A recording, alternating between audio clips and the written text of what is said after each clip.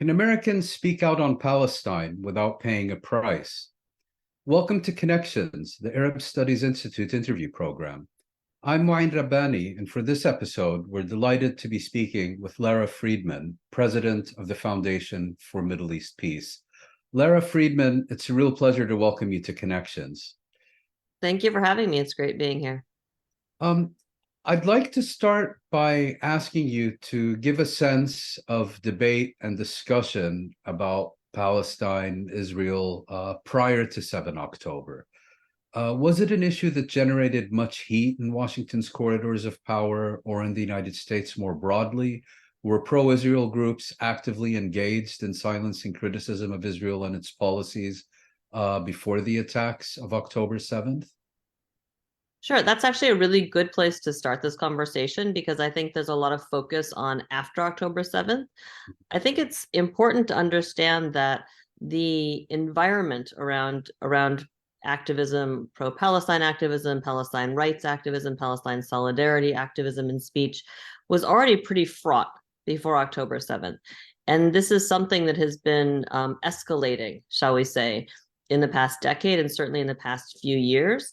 And I would argue, if you sort of look back at the trajectory of geopolitics and US policy and Israeli policy, and the trajectory of efforts to suppress or challenge the right to free speech around Israel-Palestine, you see that there is an alignment, right?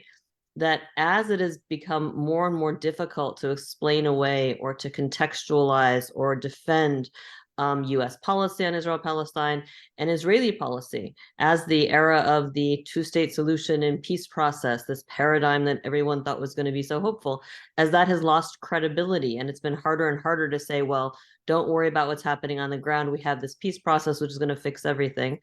There has been a parallel energizing. And I mean, for people who are older, who probably remember before the peace process, there's precedent, the pre-Oslo era, when anyone who talked about Palestinians, the word Palestinian, let alone Palestine, was radioactive, and talking about two-state solution was treated as anti-Semitic, and the PLO and Yasser Arafat were compared to Nazis.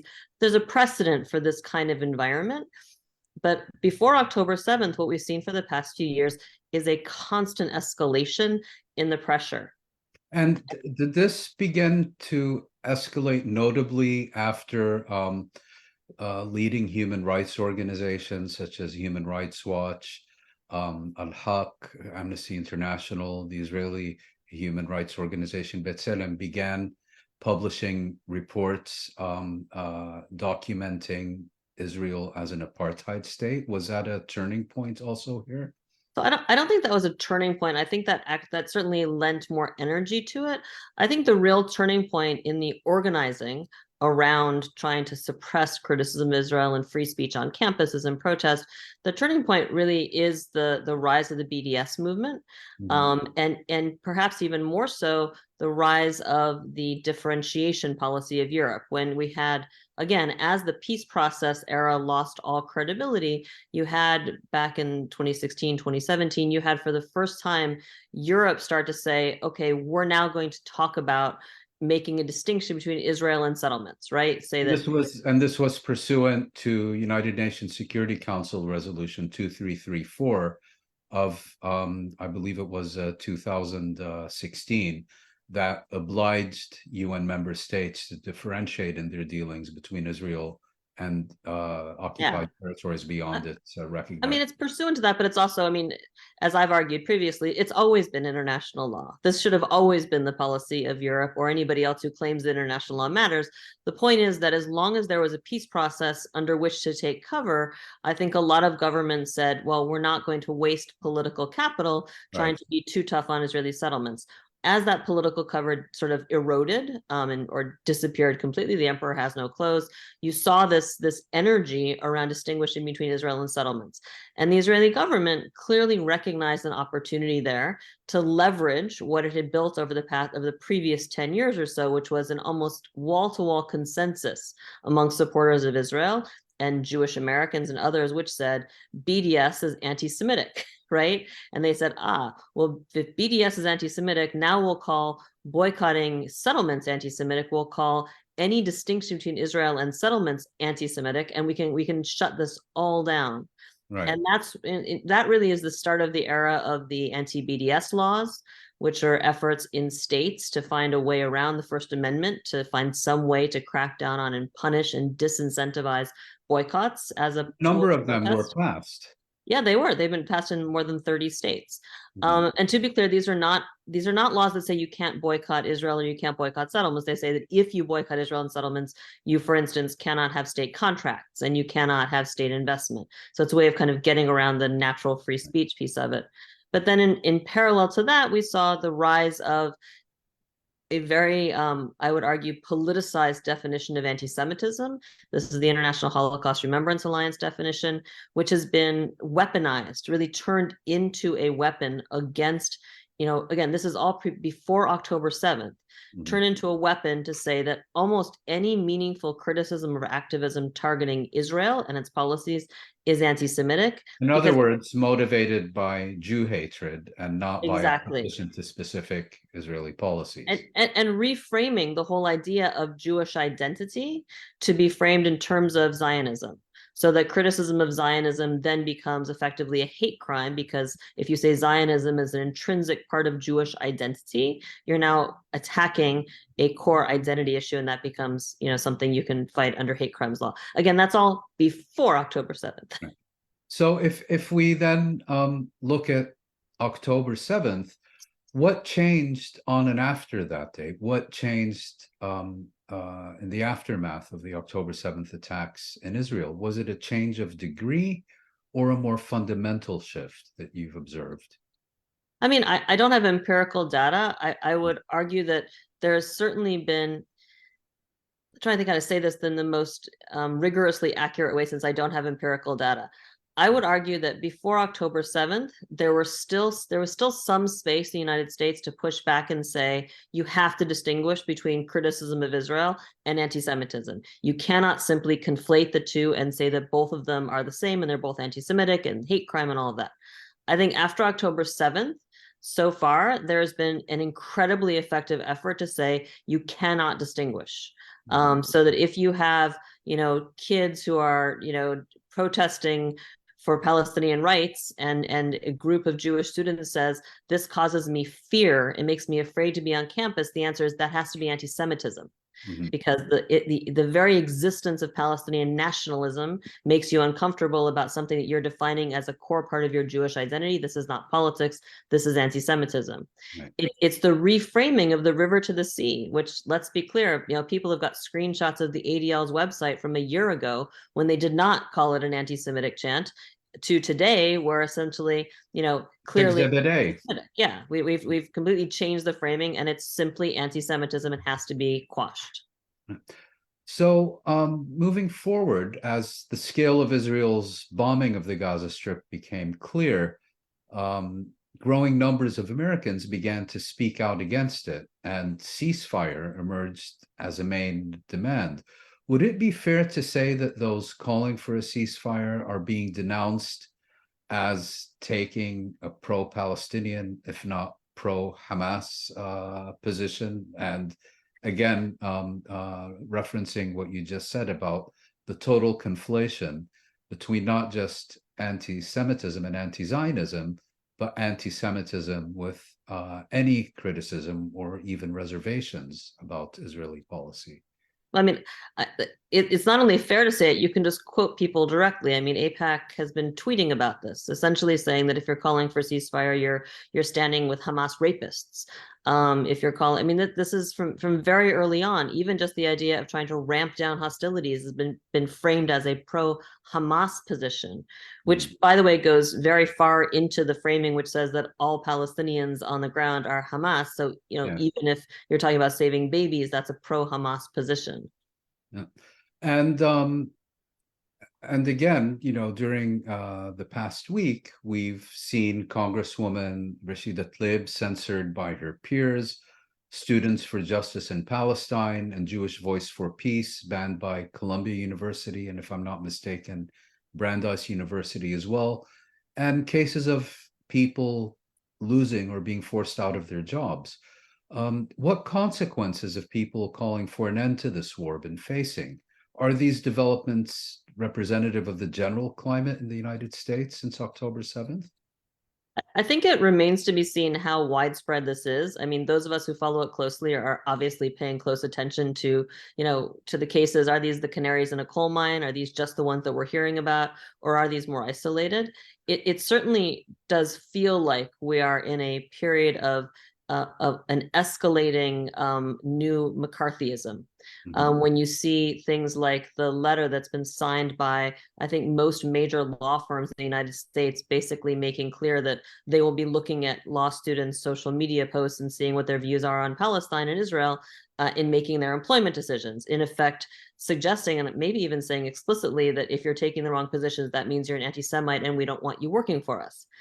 And again, this isn't new. We've had Canary Mission around for more than a decade. This is a website. Maybe for those of us unfamiliar with Canary Mission, if maybe you could tell us about it. Sure. Canary Mission is a website, and it's a dark website, as in no one wants to admit who funds it or who runs it, but it's a website that basically collects information on students and campuses across the United States, mostly students, some others as well. It doxes them. It basically sets up profiles, and the clear intent is to impose a consequence for being what they see as anti-Israel, anti-Semitic, what others would say is pro-Palestine, pro-Palestinian, concerned about Palestinian rights. And the purpose there is to have these profiles follow people around and ruin their lives. And there are many instances of people who have lost jobs because of them. And the answer is yes, that's what's supposed to happen. And we're not just talking about established professionals. We're also talking about recently graduated students who are at the outset of their careers and are much more vulnerable. Yes. I think there was also a case, if I'm not mistaken, at one of the universities in the University of California system, where a law professor had put out a statement recommending that law firms not hire his graduates. I can't recall if he individually named them or not. Yeah, so I think that was actually, I think that was the kernel that became the letter that was signed by law firms across the country. I mean, it really has, there is a naming and shaming and canceling. And I've got to say, I mean, for folks who follow the right-wing discourse on cancel culture, it's been not surprising perhaps that this is an issue that is somehow immune. For those who oppose cancel culture, this is the exception on which they support cancel culture wholeheartedly. But I mean, when I say McCarthyism, I'm not, I use that advisedly. It really does feel like we're coming into a period where there's no gray area. It's sort of, are you or have you been a member of the Communist Party? Well, are you or have you ever been sympathetic to the Palestinian cause, as a question for whether or not, you are allowed in a polite society or allowed to work or anything else. And there's no gray area there, right? Because it's almost as if for defenders of Israel today, if you open the door for any discussion of whether what Israel is doing in Gaza is right or wrong, then you've lost the battle. You can't allow any discussion at all. And some people have compared the climate in the United States to that after the September 11th attacks in New York and Washington. And others have suggested that in some respects, it's even more restrictive than it was at that time, which they find particularly noteworthy, because here we're talking about a foreign conflict rather than a direct attack on United States territory. What's your view on this issue, having lived through both? I mean, I'm not Muslim, I'm not Arab, so I'd be hesitant to say which is worse. I will say that having followed closely legislation and statements out of Congress after 9/11 and doing the same thing today, there are far more pieces of legislation being introduced that are seeking to quash free speech, punish free speech, deport people who criticize Israel, ban visas for people who criticize Israel. We have legislation that was introduced to simply ban and cancel all visas for all Palestinians. The sheer scale of these, the number of them, and many of them are bipartisan, is pretty amazing. As someone who tracks this week in and week out, it's appalling, and really quite stunning. And then you get, again, that there is no progressive voice here except for a handful of very, very courageous members of Congress who are then pilloried as anti-Semites because they say Palestinian lives also matter, and they say ceasefire. These horrible, how could you say things? Ceasefire has become a dirty word. Exactly. And I mean, aside from that, I was looking at the legislative record today, the congressional record, and we had a Democrat who yesterday introduced legislation that is aimed, I mean, I'm going to calling it the funding of ethnic cleansing. It's seeking to make it U.S. policy to push international financial institutions to help fund countries that accept refugees from Gaza. I mean, that's where we are. But are we talking about fringe elements here? Are we talking about mainstream, widespread, bipartisan consensus? Not necessarily about this specific piece of legislation introduced that you just mentioned, but the more, let's say, broad environment that you've been describing. So the environment on the Hill is absolutely, except for the handful of people who, again, are taking enormous heat, including those who aren't saying ceasefire, who are saying things like, we need to have everybody stop firing, because they don't want to use the word ceasefire. Aside from that small group, it is wall to wall defense of everything Israel is doing, acquiescence to and embrace of the Israeli narrative, which says Israel has no responsibility for and no agency in the deaths of Palestinian civilians. Any Palestinian civilians who die, either they're not innocent or it's Hamas's fault, and you can't blame Israel for anything it's doing. And you essentially have a race between Democrats and Republicans to see who can be the most supportive of more money and more weapons for Israel. That's bipartisan. And you've been following developments in Congress very closely for many, many years. How do you explain this? Is it because these Congress people are genuinely committed to an extremist pro-Israel agenda? Is it because of a correct or incorrect reading of the preferences of their voters and constituencies? Is it out of fear for the political consequences from a well-organized pro-Israel lobby, perhaps a combination of the above? What do you see as the main factors accounting for this environment? I think it's a combination of all of those things. I think there is a deep connection to Israel amongst many members of Congress. I mean, for some of them it is religious, for some of it is personal, some of it is I've traveled there over and over and I have deep connections. Some of it is simply the politics of, these are the funders of my campaign, these are my voters, I believe. And look, anyone who went through the last election cycle and saw the AIPAC PAC and how it came in force for the handful of progressive Democrats that were deemed as either enemies of Israel or insufficiently pro-Israel, I mean, I think people understand that there is a political cost to taking a position. And let's be clear, I mean, what Hamas did on October 7th was so shocking and was so horrific, and the scope of it was so massive. I understand a member of Congress looking at this in the first instance and saying, I don't even want to talk about nuance. I just want to stand with the people who were attacked this way. And I just want to say, how can I support them? I think that's understandable. And I think in the immediate aftermath of October 7th, that is even appropriate. I think, though, once it moves to an Israeli response, which is either almost blind retribution or a response that clearly has a broader agenda than just trying to go after Hamas, which is what I believe it is, and what I think I go, listen, I go on the listen to what they're saying. They're telling you what they're going to do. But either way, once it's clear that that's the track we're on, I think, there's a responsibility to speak up and say something else. And the fact that members of Congress, for whatever reason, have chosen not to. And look, there are reports. We've seen reports of congressional staff who are in revolt saying, why are you doing this? We have reports of, offices getting hundreds of phone calls from constituents saying, I don't want you to do this. And basically they're being told, just put them into voicemail. We don't want to hear from those constituents. How this plays out in the next election, both in Congress and for president, will there be electoral impacts of having basically, told a large portion of the progressive electorate in this country, and that is Palestinian Americans, Arab Americans, Muslim Americans, Americans of color in general, and progressives in general, who are horrified by what this administration is not just passively supporting, but actively almost egging on, or at least actively enabling. I mean, it remains to be seen what those impacts will be. It's hard to believe there won't be an impact. Well, that was going to be my next question. I mean, despite the challenges to speaking out that we've been discussing and that you've detailed, we've also seen massive demonstrations against the war, an upsurge in activism in universities, a dissent memo in the State Department, or perhaps more than one, warnings by US diplomats in the region, a walkout by congressional aides.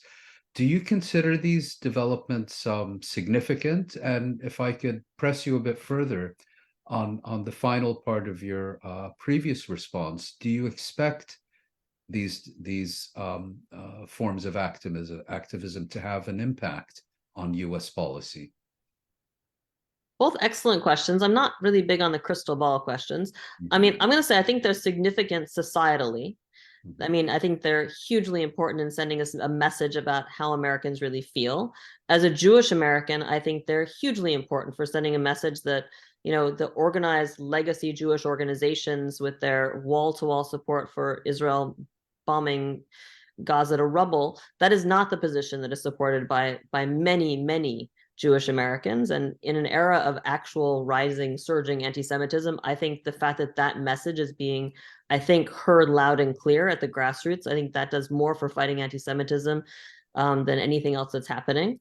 Certainly more than the ADL basically screaming that any criticism of Israel is anti-Semitism. I think societally it's hugely important.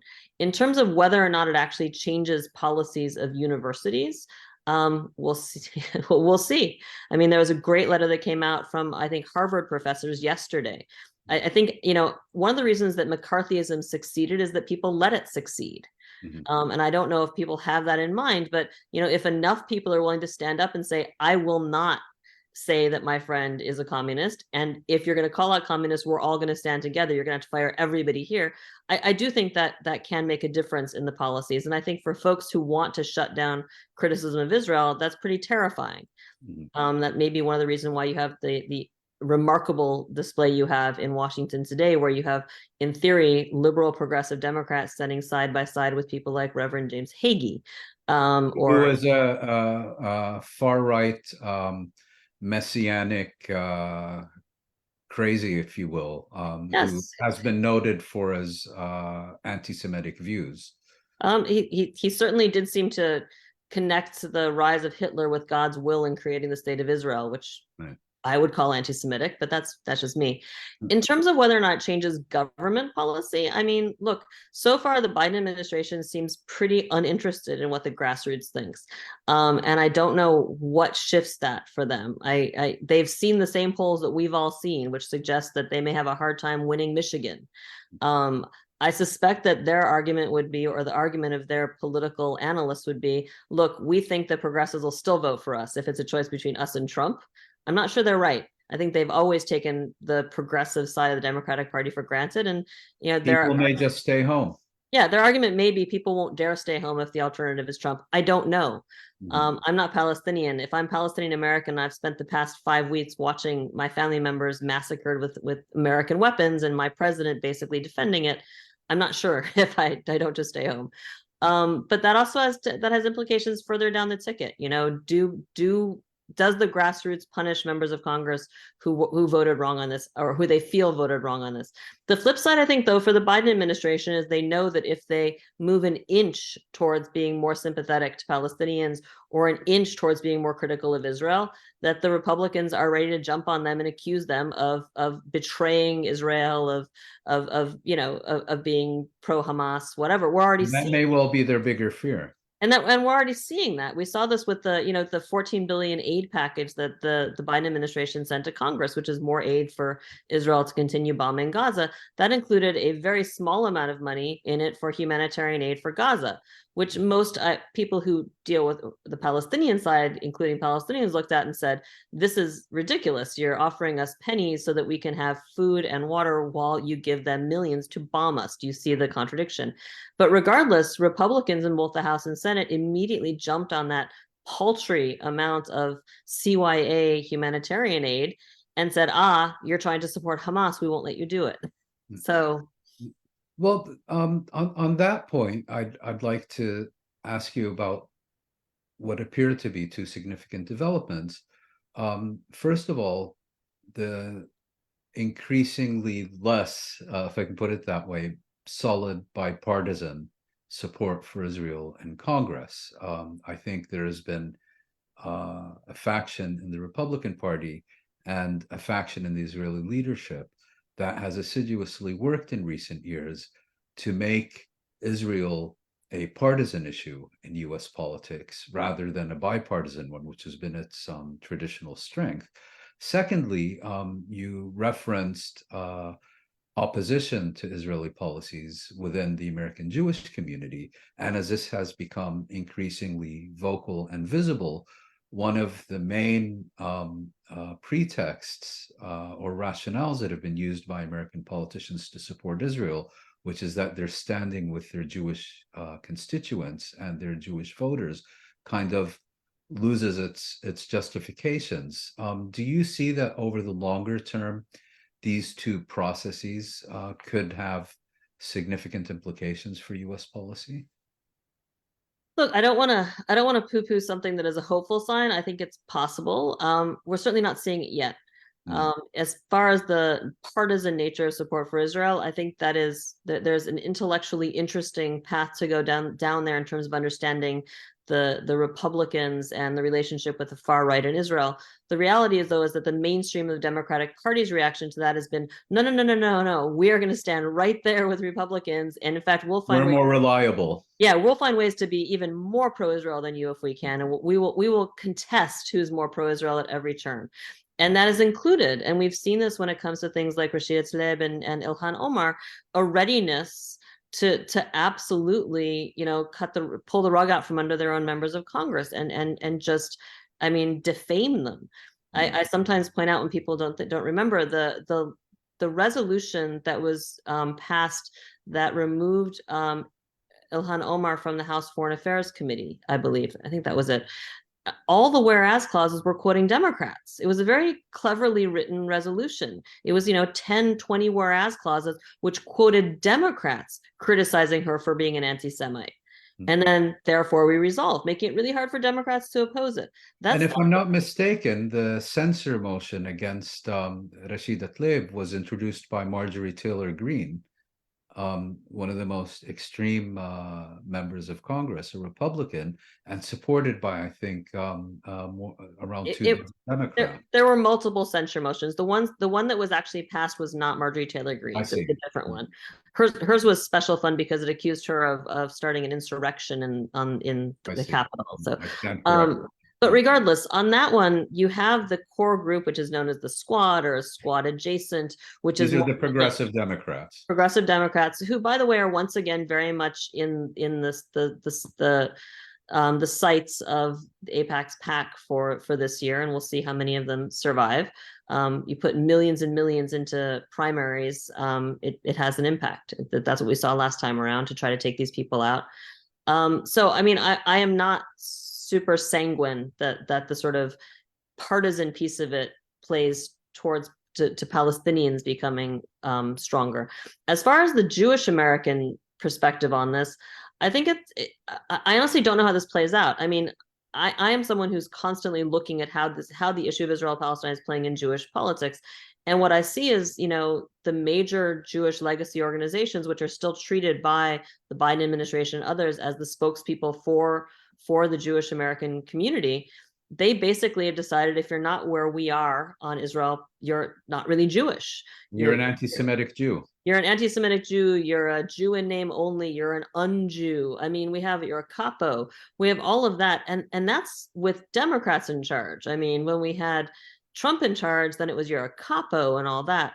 I feel like there has been a almost a sort of almost a tacit coordination between the right and the left on this, which basically says, or the Republicans and Democrats, which say, to the extent that there is a real shift in the Democratic base, we are going to delegitimize our own base. We're going to agree with Republicans that this part of the base is illegitimate and cannot be considered. And that's what you see when you see things. I'm sure people watching this probably know that according to what I saw last week, as of last week, the Anti-Defamation League, as it maps anti-Semitic incidents around the country, is now including in that mapping of anti-Semitic incidents, protests by Jewish American organizations against the war in Gaza.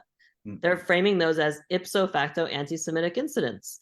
I mean, it almost takes the word anti-Semitic and, well, it doesn't, it renders it meaningless. Yeah. It renders the term meaningless. For my final question to you, you've mentioned McCarthyism, you've mentioned canary in the coal mine. It's said that efforts to silence dissent about U.S. policy towards Palestine are the political guinea pig of the U.S. political arena, and that once proven successful, these same methods will be deployed on other issues. Do you see indications of this happening? And if so, what might this tell us about the future, particularly if Republicans seize back control of the White House and Congress in elections next year? So I'm smiling because, I mean, I said I don't like to do the Yes, but I've asked you repeatedly. I don't do the crystal ball, but I do the Cassandra, you know, the prophet who Yes. nobody wants to listen to. And I wrote back, I think in 2016 or 2017, I wrote an article where I laid out how the anti-boycott laws were a template for quashing free speech on literally any issue you wanted. I said you'd have to change like 12 words, I think it was 10 or 12 words. And I wrote that after actually doing the experiment. How many words would I have to change in order to repurpose this legislative template to go after? And I said, you know, if I were in a red state, I could use this to go after Greenpeace or to go after Planned Parenthood. And if I were in a blue state, I could use this to go after the NRA. I mean, it is a template. We started to see that template used. It started really in 2021. In 2022, it started much, much more. By this year, we saw a flood of legislation across the US using anti-BDS laws as a template for targeting guns and ammunition industry, for protecting from protest, right? Targeting in the sense of targeting critics of or protesters of guns and ammunition, fossil fuel, industrial agriculture, timber and logging. I mean, it was sort of like any issue you could think of. And there actually is a template piece of legislation that was circulated briefly. I think they took it down by ALEC, the American Legislative Exchange Council, which is the group that actually does template bills and tries and spreads them across conservative legislatures. And they literally had listed all of these different industries. It's the BDS law. They put all these industries in, and then it has a blank and says, insert other industries here.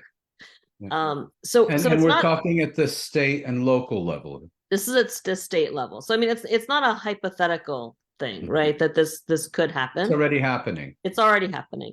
I mean, the problem is, I've always said is, you know, you may not care about Israel-Palestine, but Israel-Palestine cares about you. And unless you're willing to defend the right to protest, the right to free speech on Israel-Palestine, it's coming for your right to free speech and to protest on whatever you want.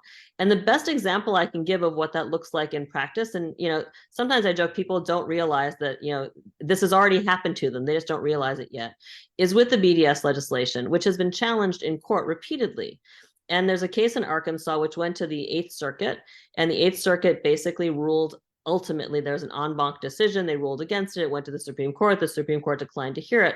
And that was celebrated by the people who want to quash criticism of Israel as a victory against critics of Israel, except that it's not a victory against critics of Israel. It's a victory against anyone who doesn't support boycott as a tool of protest. Because what the 8th Circuit decided wasn't that it's okay to quash boycott of Israel and settlement. It decided that boycotts of anything are not protected free speech.